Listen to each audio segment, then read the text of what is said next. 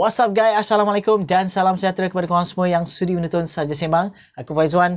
Okey, episod kali ini tentang Ais Sinar.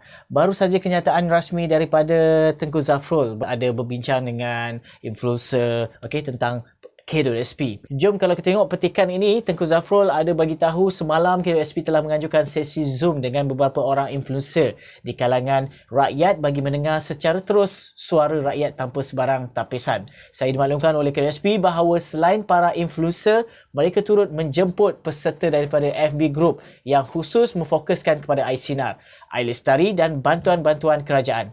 Saya sebenarnya memang merancang dan teruja untuk turut serta dalam sesi ini, tetapi malangnya saya tidak dapat hadir pada saat akhir disebabkan perkara yang tidak dapat dielakkan. Jom kita tengok kenyataan bawah sikit. Baru kemarin saya telah bermesyuarat bersama CEO K2SP Datuk Seri Amir Hamzah dan pengurusan kanan K2SP bagi memperhalusi bantuan yang sesuai untuk pelan pemulihan negara. Bercakap dengan pelan pemulihan negara, kami sedar bahawa anda memerlukan bantuan bagi mengharungi fasa 1 dan fasa-fasa seterusnya pelan pemulihan negara. Kalau kita faham, sekarang bantuan-bantuan lebih kepada golongan B40 berbanding dengan golongan M40. Kita tengok statement ni.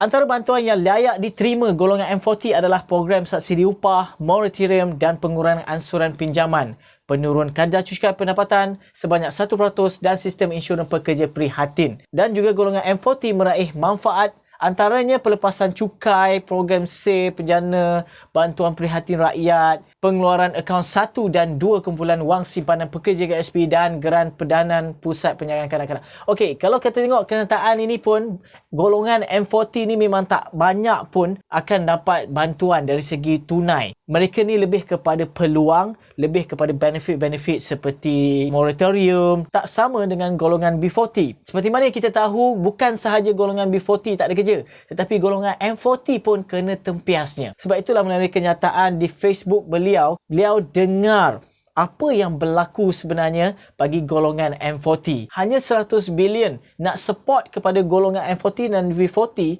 untuk jangka masa yang kita tidak tahu. Lagi-lagilah kes semakin lama semakin tinggi turun. Tinggi turun. So turun tu pun tak turun lagi. Kalau korang tengok juga daripada pakar ekonomi, ada maklumkan Ais Sinar K2SP pengeluaran beri manfaat kepada M40 berbanding B40. Golongan M40 ni lah banyak mencarum ke dalam K2SP dan mempunyai akaun 1 yang lebih tinggi berbanding golongan B40. So dengan belanjawan yang ada untuk support dalam program pemulihan ni, korang rasa nak harapkan 100% duit daripada kerajaan? Aku tak rasa. Dia ada beritahu yang dapat faedahnya M40, bukannya B40. Sebab kumpulan B40 tak dapat apa-apa yang dia boleh buat.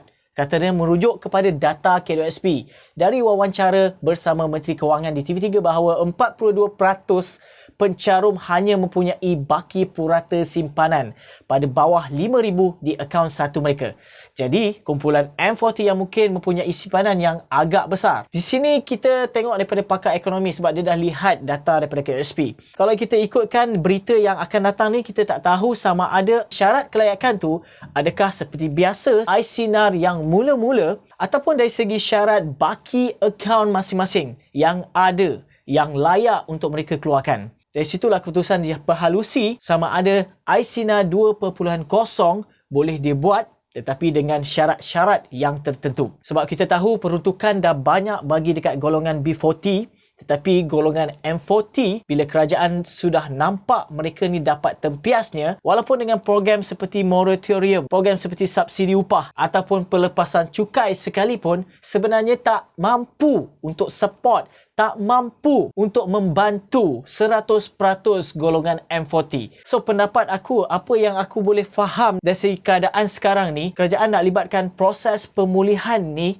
balance antara golongan B40 dan juga golongan M40 sebenarnya. So korang rasa Ais Sinar 2.0 akan dibuka semula? Jika korang ada sebarang cadangan ataupun apa-apa yang korang ingin maklumkan melalui platform YouTube ini, korang boleh komen saja dengan komen yang positif. So begitulah perkongsian aku dalam episod kali ini. Diharap sedikit sebanyak memberi info dan maklumat tentang perkara ini. Bagi korang yang belum subscribe channel aku Saja Sembang, please klik button subscribe dan jangan lupa share dan juga like video ini guys.